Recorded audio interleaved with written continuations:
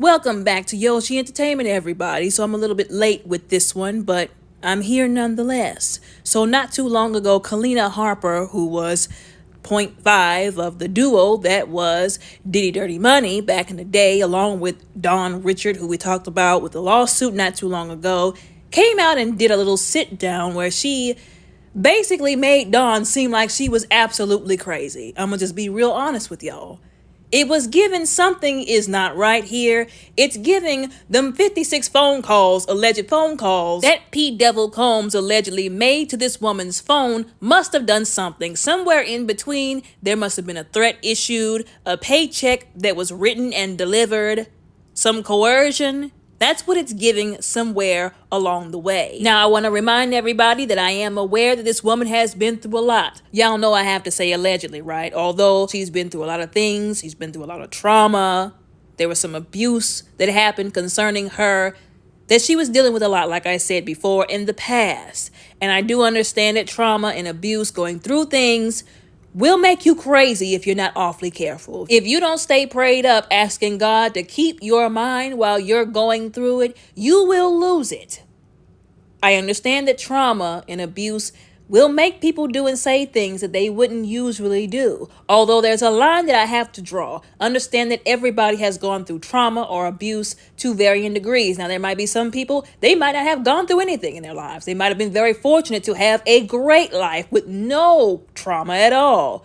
But most people have gone through something to varying degrees. But you don't see everybody running around taking their frustrations out on everybody else because of what they have been through. You don't see everybody going from victim to abuser because of what they've been through. So again, I have to draw a line when I know, or we all know, you've been through some stuff.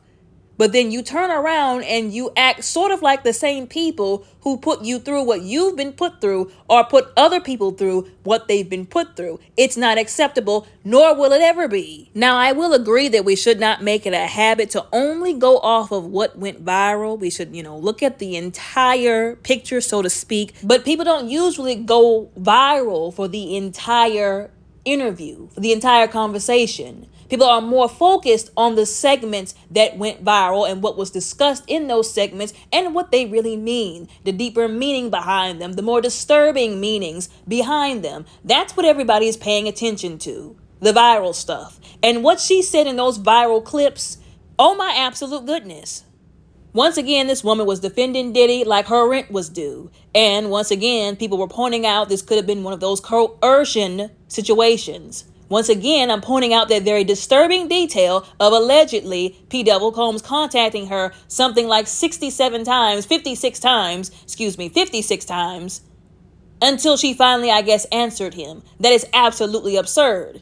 But then you've got idiot celebrities like DJ Envy asking why he doesn't have a bond. Well, because maybe he's out here allegedly contacting people who could put the nail in the coffin where he's concerned in these lawsuits.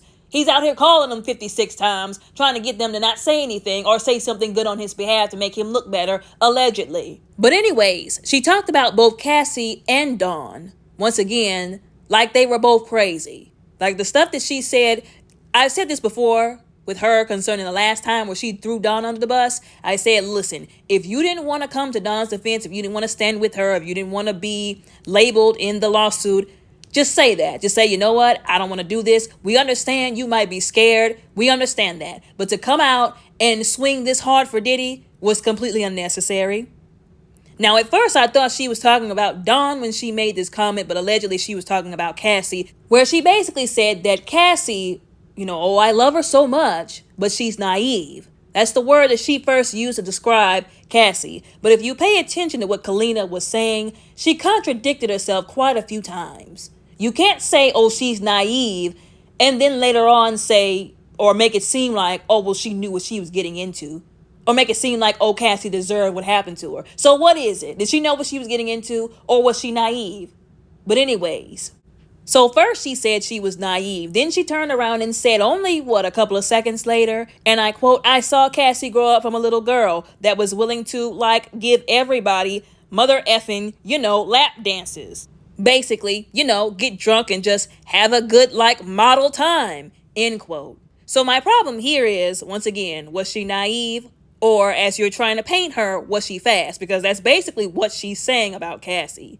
And then you admit that you saw her grow up from a child, and that Cassie, as a child, these other grown behind individuals were doing things to her, with her as a child. The accountability would fall on the grown behind adults. So what this sounds like to me is she's admitting that grown behind adults that she was around, she saw doing things with a child they had no business doing. That's what it sounds like to me. While she's so busy trying to make Cassie seem like she was this fast little girl, all she really did was confirm what a lot of people already believed.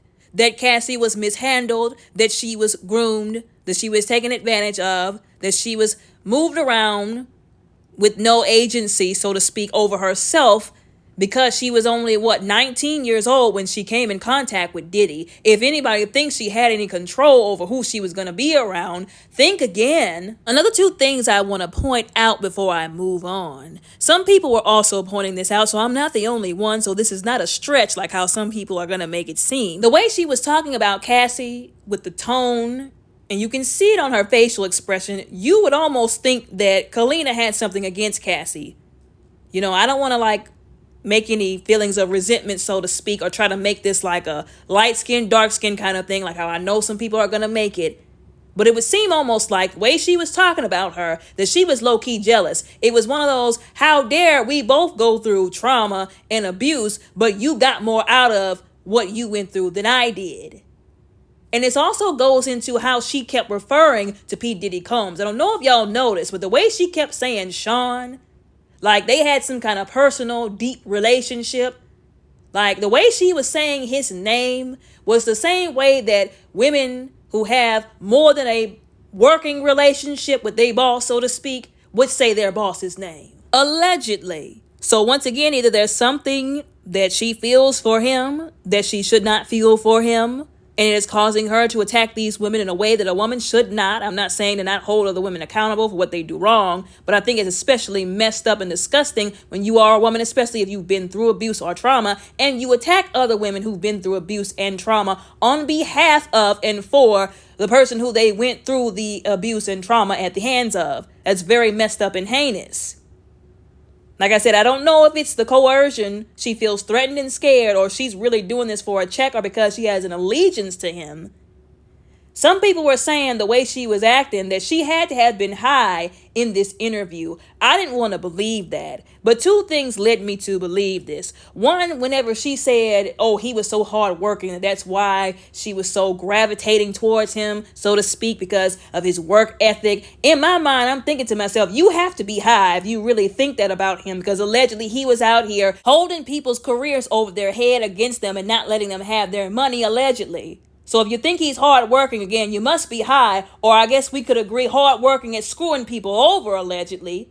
And when she sat up there and she said, and I quote, he is the cocaine, the white pure cocaine to everything that's fly, end quote. When she said that, I knew for a fact then, allegedly, apparently, she had to be on something. Because only somebody on something would say something like that. And then two, why in the world would she say that, considering the charges that he's facing at the moment, allegedly, especially with the cocoa, if you will, being one of the main things that they allege was mixed into the powdery cocktail, if you will, that he was allegedly ugging people with, allegedly. That was just wild. That was absolutely wild and crazy for her to even let come out of her mouth. After she got done making Cassie out to be some fast party girl floozy, basically, she then moved on to Dawn and basically said in so many words without saying, I didn't see none of what she claimed I was there to see. She even said, and I quote, I don't F with Dawn like that. End quote. Y'all were in a whole group together for years, but you don't mess with her like that? She even went on to say, oh, well, I tried to be sisterly with her. I tried to be friends, but she messed it up. And I think that's kind of messed up to say, because Dawn is not there to defend herself. Neither is she there to give her side of the story. And now that she's filed a lawsuit, we're not 100% sure all of what Dawn is able to say, because usually when they file these lawsuits, they are not at liberty legally to be speaking on these topics. So I feel like that's kind of a low blow, especially if Dawn can't say anything, because apparently this is the case with Cassie. She cannot speak on these topics publicly at the moment. Her lawyer issues statements, but there's a lot of legalities concerning this kind of stuff. So like I said, if it's true that she can't speak on this at the moment while this lawsuit is going on, that's a low blow for her to say about Dawn, knowing she can't defend herself or challenge what she said. Once again, she denied witnessing any of the abuse, as it says right here, this article that Dawn alleged in her lawsuit. And she also called Dawn out of her name, saying, "You're a weird bitch, that I didn't mess with you because you were acting weird." What is that even supposed to mean? What is that supposed to mean? Then she went into detail about some specific thing that happened between the two of them. And once again, it just seemed like she was doing and saying whatever she had to make Dawn seem like she was crazy, to minimize what Dawn said, to make Dawn really seem stupid. And I think it's really messed up. She went into detail talking about the food budget and the per diem, if you will. Talking about, oh, well, Dawn didn't even know what a food budget was, what a per diem was. So instead of you being sisterly like you claim you tried to be, and telling her, oh, this is what this means, sis, and helping her and not holding it against her because y'all were in the same group, y'all should be looking out for each other anyways, you took that as an opportunity to throw in her face through this interview. Like I said before, her not knowing what a per diem was don't even matter in the middle of all of this. She could have been, once again, a decent person, a friend, a sisterly figure, and said, don't worry, sis, I'm going to help you understand what this is so you'll know what we're all talking about when we talk about it later on. But instead, she decided to, once again, hit below the belt. And that's not the only time that she did this. A lot of people were kind of mad because she also went into the whole victim blaming territory. Once again, she became another one of those people who said, well, why didn't you say something sooner? Oh, you could have came to me. You know you could have came to me. But again, earlier in the interview, you said you don't F with her like that. That you didn't F with her like that. That y'all weren't messing around like that. That y'all weren't really friends like that. So which one is it once again? It's the contradictions and the hypocrisy for me. Either y'all were friends and you F with her like that, so to speak, or you didn't, then why would you say, you could have came to me, Dawn. You could have told me, and I would have made sure we got this straightened out. What in the world would she have done anyways if they were cool and friends? Let's talk about that for a moment. Even if she would have went to Kalena, what in the world would she have done against P. Diddy? She would not have been able to do anything, just like all the other victims, just like all the rest of them. Alleged victims, allegedly. It took Cassie over a whole decade just to be able to file a lawsuit for what she experienced for over a whole decade. So what in the world makes her think she would have been able to do something against P. Devil Combs for whatever Dawn Richard was experiencing? That's absolutely goofy, once again, for her to even let come out of her mouth. Especially because, once again, as so many people have pointed out, and this is not a dig towards Cassie, this does not minimize what she's been through. It was much harder for the dark-skinned black women to get the justice that they deserved, much harder than the women who look like Cassie.